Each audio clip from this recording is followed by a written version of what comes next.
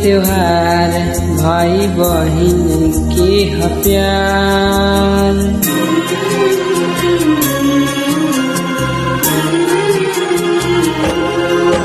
रक्षाबंधन के त्योहार भाई बहिन के ह प्यार।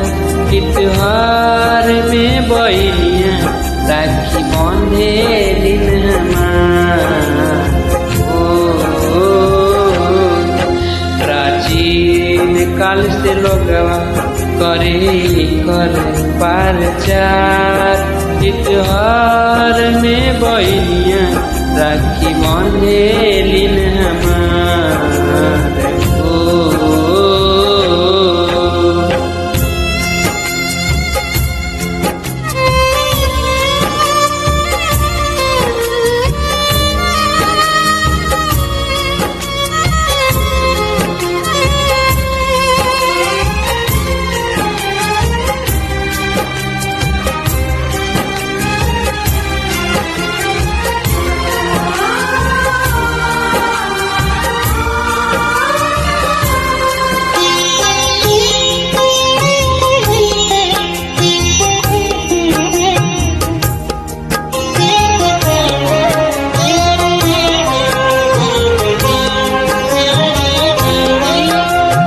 थाली में लेवे सजाई बांधे कर तीन कलाई।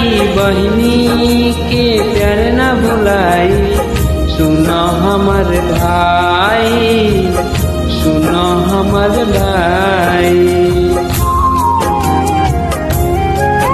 कहे धागा नाए के जनिया दिलवा के नाता मनिया।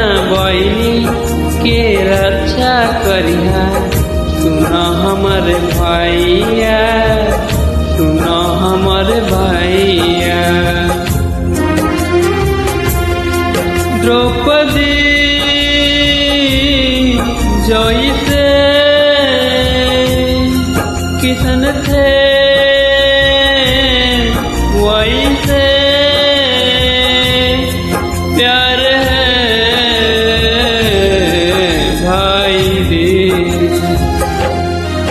भाई बहिनी के प्यार बसेला पूरा संसार।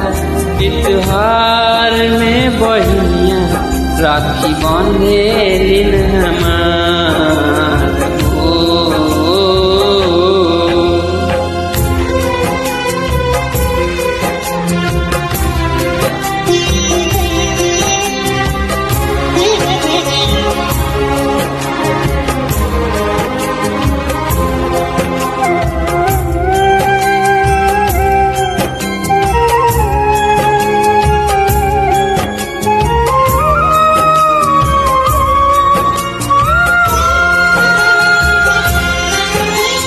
द्रौपदी के किशन कन्हैया जैसे रहले भैया वैसे तू बन कर रहिया।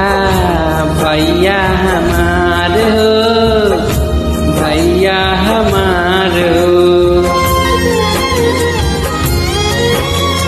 भाई बहिन के नाता रचले हावे विधाता। है रिश्ता मन भाता सुन ल हमर भैया, सुन ल हमर भैया। खुशिया खुशिया भइल दुखवा दूर गइल।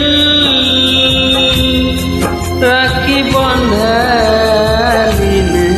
जब से